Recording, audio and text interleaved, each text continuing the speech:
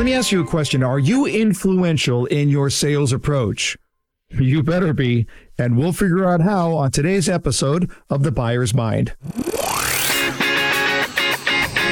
Welcome to The Buyer's Mind, where we take a closer look deep inside your customer's decision-making mechanism to reverse engineer the perfect sales presentation.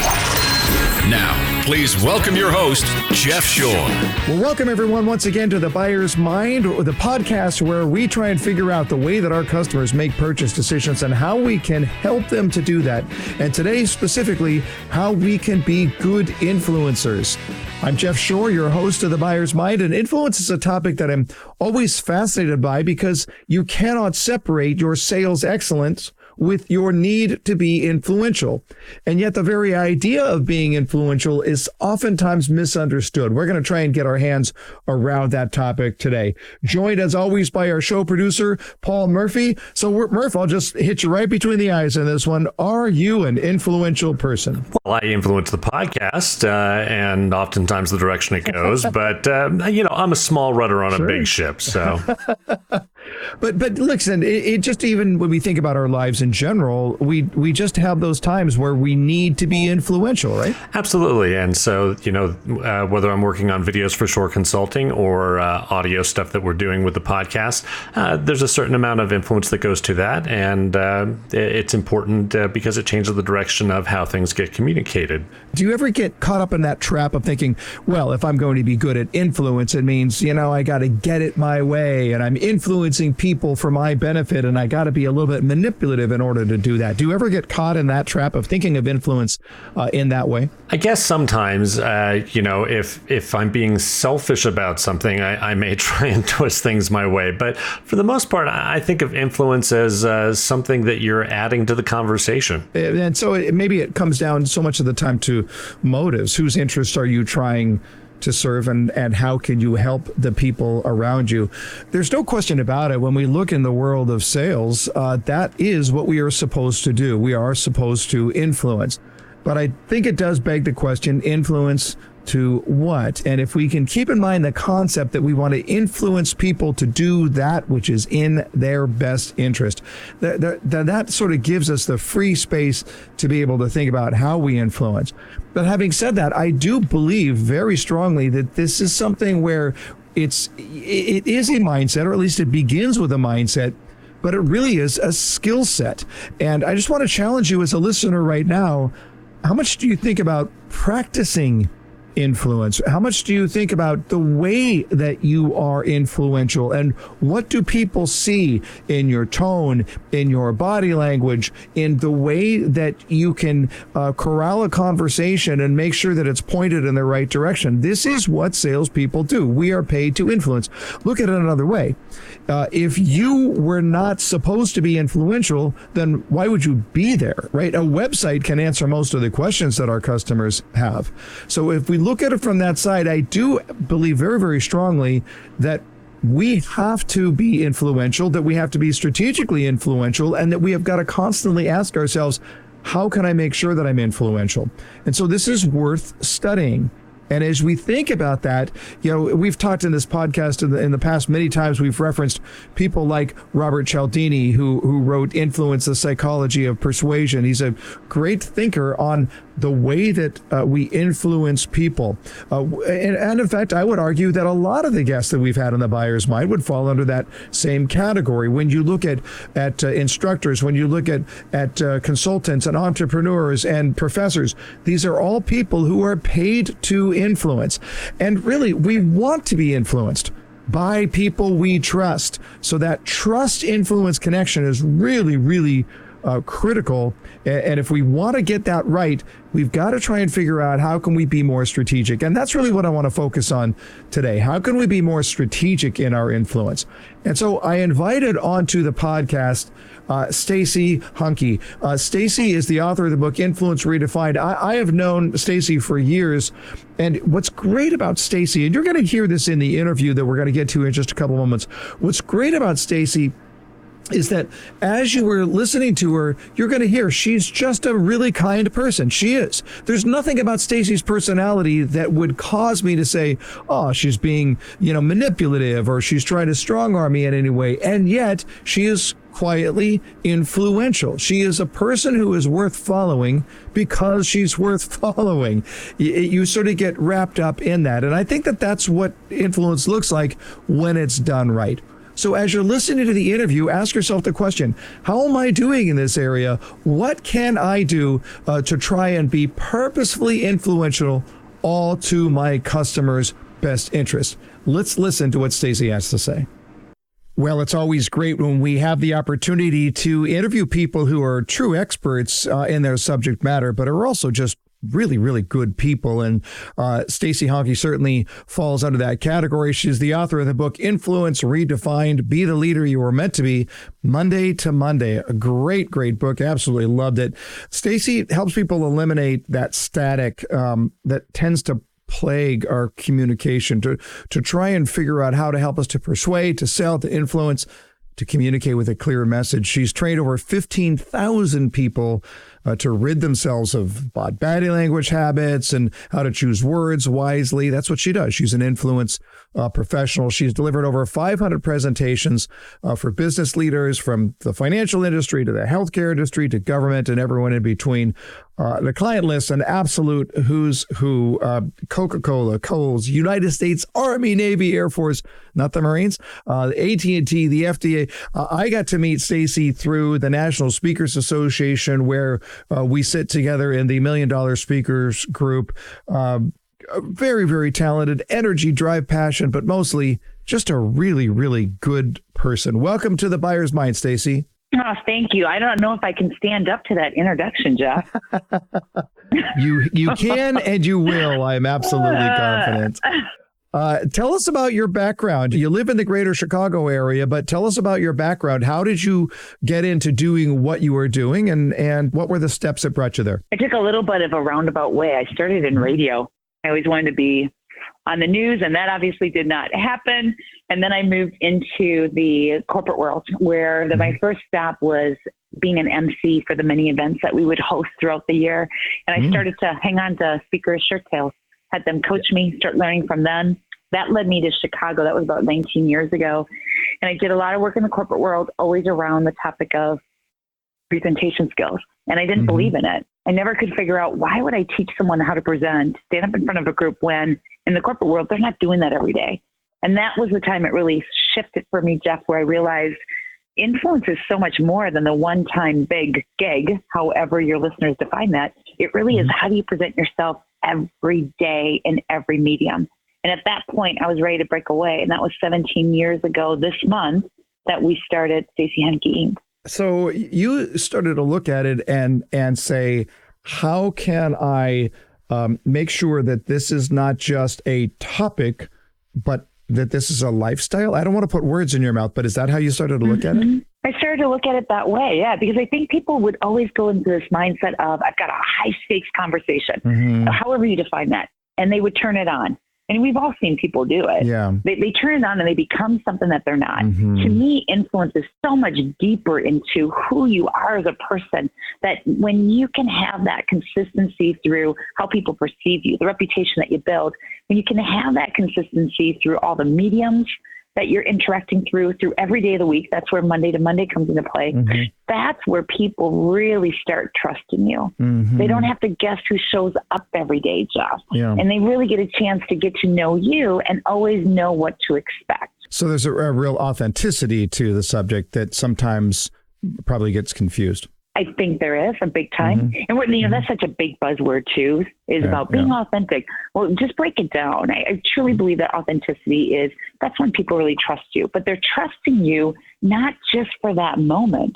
They trust you because no matter when they catch you in an interaction, whether it's virtual, like we're doing today, or whatever it might be, whatever medium, they can trust you all the time. And there's never that second guessing of, well, who shows up for the board meeting versus who shows up when I run into them in the corporate hallways. And that's hard to sustain. That is hard to be consistent. That's where our push is always about this concept of don't let people guess and really create a consistent personal brand Monday to Monday. Yeah. It's interesting because you and I have a common interest in the National Speakers Association, and sometimes we will see speakers up on stage and we'll be dazzled, be like, wow, that's really, really something. Then you meet them off stage and you go, oh, wow, you are not that person, right?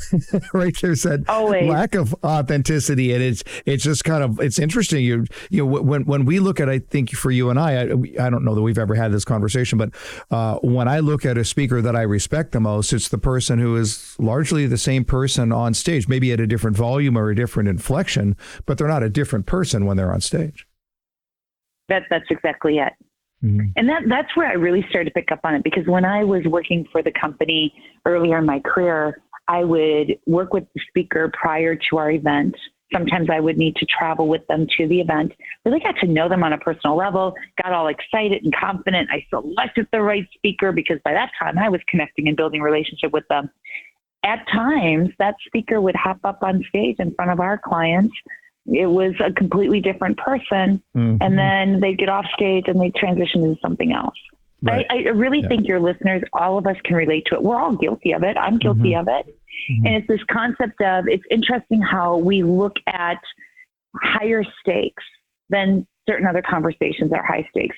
Yet to me, if you kind of net through that, anything that your name is attached to is high stakes.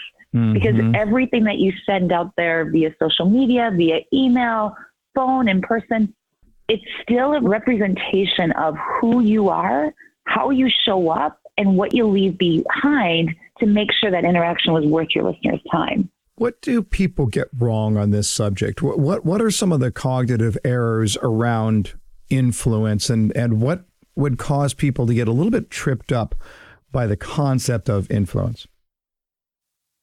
Number one is body language not matching, not being consistent with the messaging. When you hear someone say one thing, but their body language is completely complicating that message, that is number one. Tying to that is the lack of self-awareness of how do we really come across rather than what we believe to be true.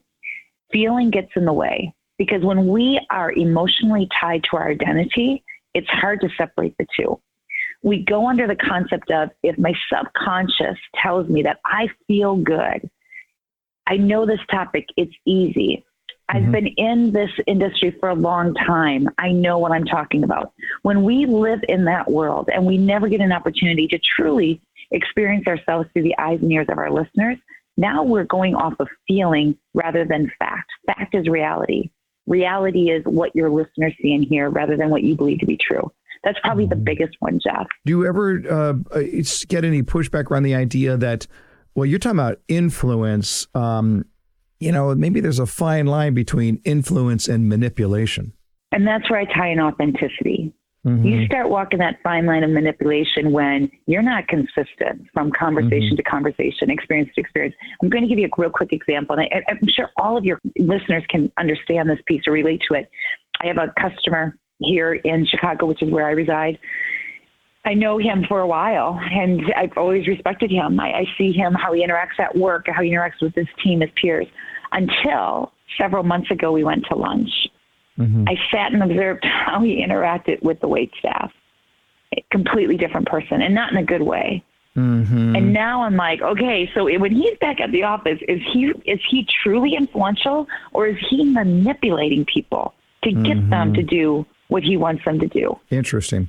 And once you ruin that consistency, I think you start to create doubt in your listener's mind. They start wondering, all right, you said this one time and I believed you and it didn't come through. You didn't follow through on it. This time, though, you're so genuine all of a sudden. What's that about? And if you are treating other people that way, what's happening when you and I are not face to face? What are you thinking about me? What are you saying about me? Because I'm not sure that I can trust you in the first place. Truly. And that ties to another topic. When you said saying behind your back, one thing I always say to individuals when it's time to influence, everything that we do is building or destroying our reputation. Now, positively on that concept, you get to decide, in most cases, you get to decide what reputation you want to precede you every day of the week based on how people experience you. Mm-hmm. And if you're not consciously thinking about how do I come across, what does my body language communicate, why am I saying what I'm saying, if you're not getting real constructive feedback, and I'm not talking how great you are and good job, nice work that we hear consistently, but you're really getting feedback from people, if those two things are not cohesive together, then a lot of our reputation is what people are saying behind our back. So we've got to give them the fodder to make sure, and not just in the words, but in everything that we do, to make sure that they've got good things to say about us. You've mentioned body language a couple of times. Let's chat about that here a little bit, because one of the things that I'm always a little bit, now I'm a skeptical person by nature, but I'm always a little bit concerned about overthinking body language. It's like, well, I want to make a point here, so I think I'm going to do this with my hand on my chin, and it'll make me look smart. Can we just chat a little bit about body language, what it is, what we get wrong about body language? Because I know you really specialize in this stuff. Oh gosh, how much time do you have? What we get wrong is we don't know what we don't know.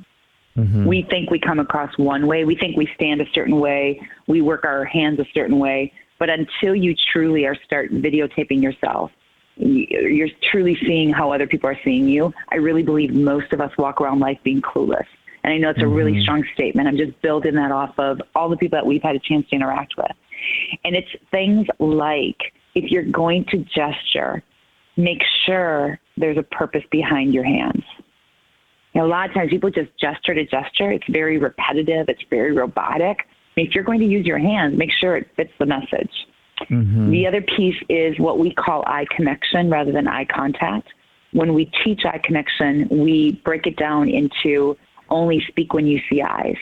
That every time you're speaking, you are connecting with someone. You're not staring. You're connecting with someone rather than talking to your PowerPoint slides, talking to your sales aides, talking to the floor, the ceiling, your listeners' shirt buttons, or whatever it might be. The next one is really being open. So much of our body language is very closed. And that's whether our hands are clasped in front of our body, our arms are crossed, we're leaning, rather than opening up your whole stance, whether you're standing and sitting, and really owning the conversation. Also, do you walk into the room, though, with an open posture? Do you walk in the room like you belong there? Then you have to earn the right to stay there, too. And the final one is brevity.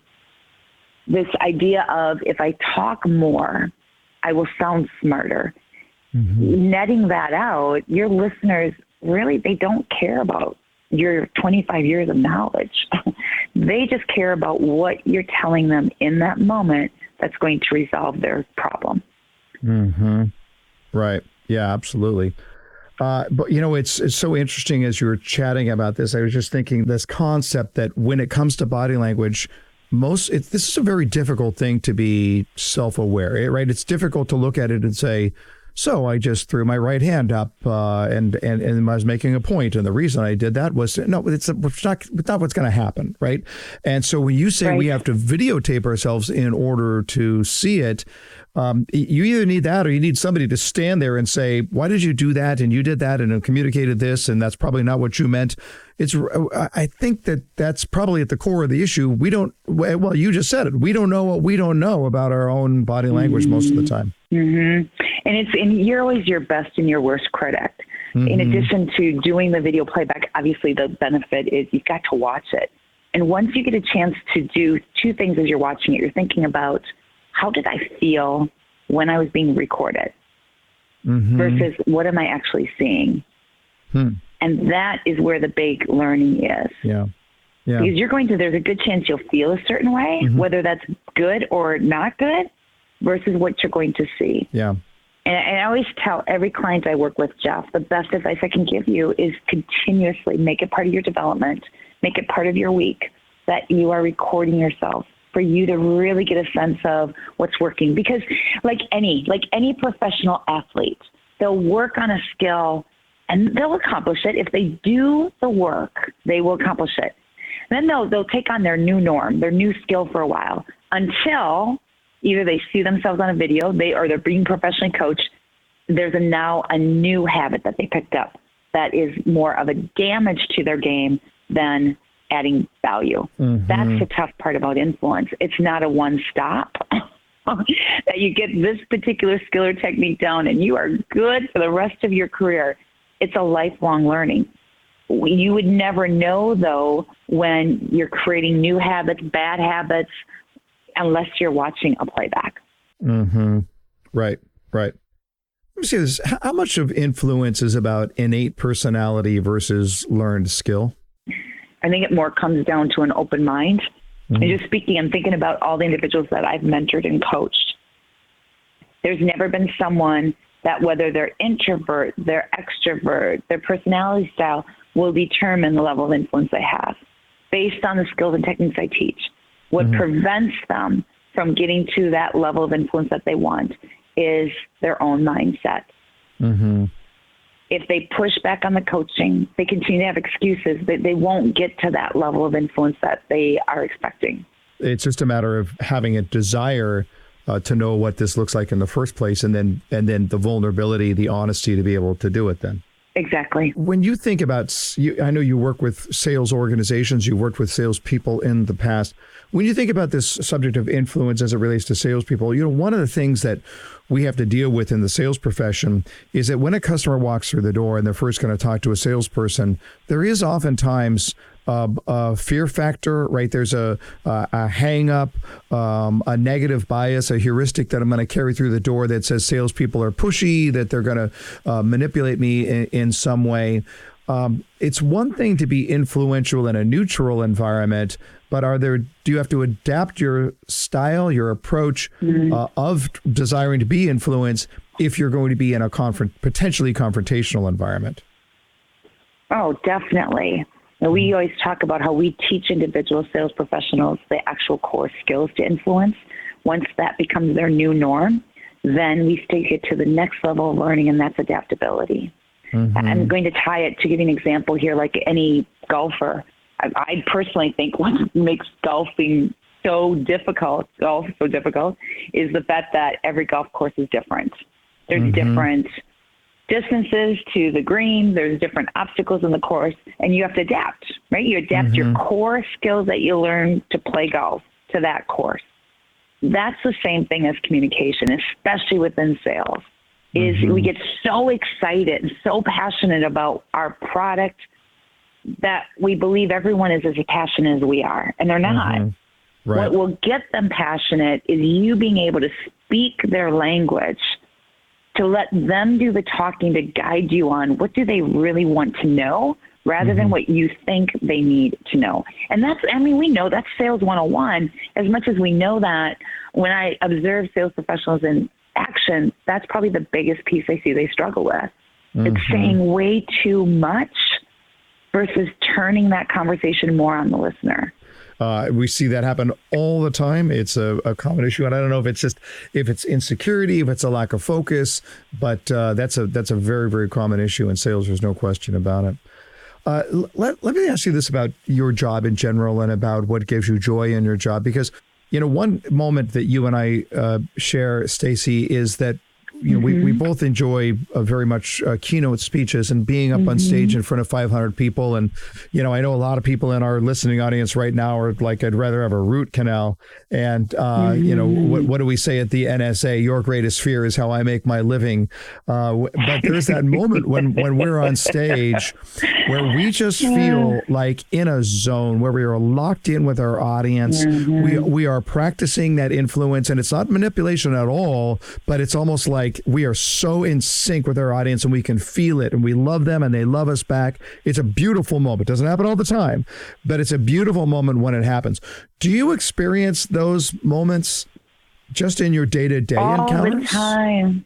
Yeah. All the time. And I think it's finally gotten to the point where, 17 years into this business, obviously there's passion behind it, or I'd be working at the local Starbucks or somewhere else, right? Or a tiki bar in Tahiti. It really, to me, it comes down to, I know that what we give, what my team gives to individuals, to groups, it truly does have an impact on their life.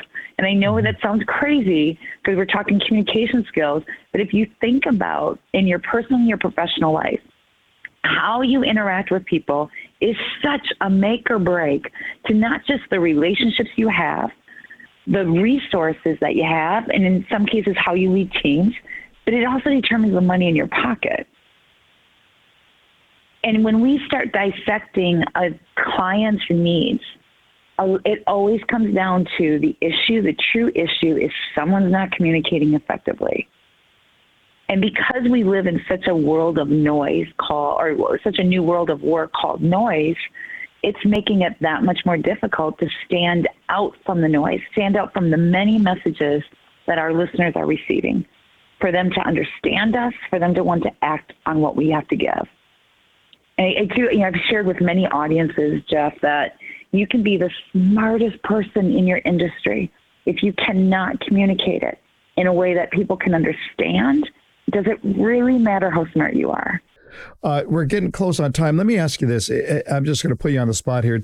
Give us your best advice for living your best life. I've known you for several years now, Stacey, and I know that you're the type of person who is passionate about trying to figure out how do you do life right.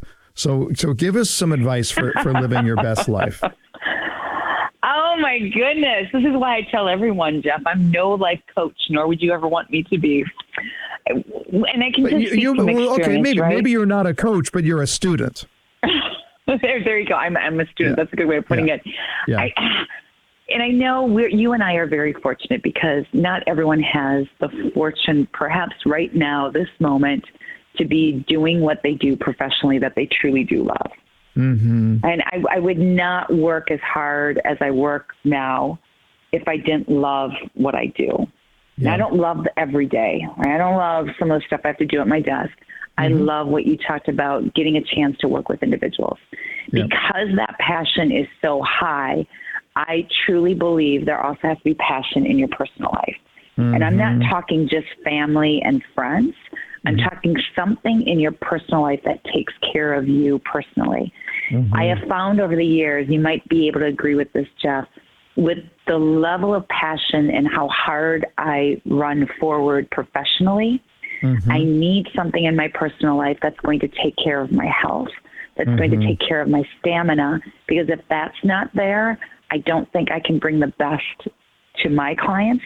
And now I'm starting to impact negatively the influence I have on them. So in order to be fully engaged in your work, you need to fully disengage. In order to fully disengage, you better be able to engage in something else that really matters in your life. I could not have said it better, but yes, you're right. Yeah. All right. Before we let you go, we're going to put you on the hot seat. Rapid fire questions, rapid fire answers. You ready? Sure. Your very first job was what? I'm from Wisconsin, so I worked in a cheese factory. Of course you did. Of course you did. I did. All right. An album from your youth that you listened to over and over again. Michael Jackson.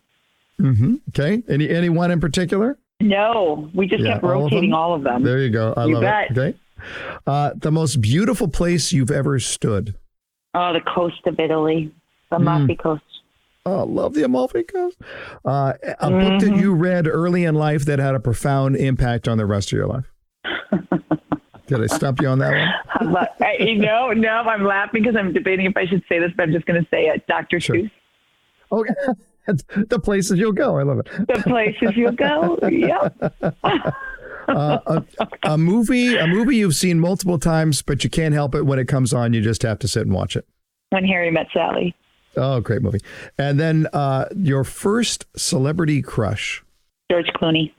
Okay. I can't disagree there. All right. You're off the hot seat. I got to tell you what, that was just fantastic. Always great to hear from you. I learned so much when I do. And I just want to let you all know, just tons of free resources on Stacey's website.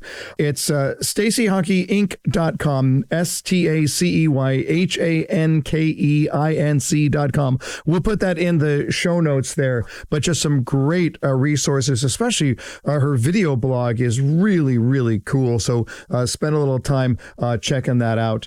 definitely worth your while. And buy the book. It's such a great book. It's a book that your Influence Redefined is the type of book that you're going to read a little bit and then you're going to set it down. And you're going to look up and to the right for a while and just ponder it and go, how does that apply to me? And it's going to be just a really fantastic read. Such good stuff. Stacey, thank you so much for being on The Buyer's Mind. Oh, thank you. Thank you. I appreciate you trusting me with your listeners. It was our pleasure. All right, there you have it. And I mentioned to you earlier, and I feel pretty strongly about this, Stacey is authentic. And she talked about that authenticity as being key to our ability to influence.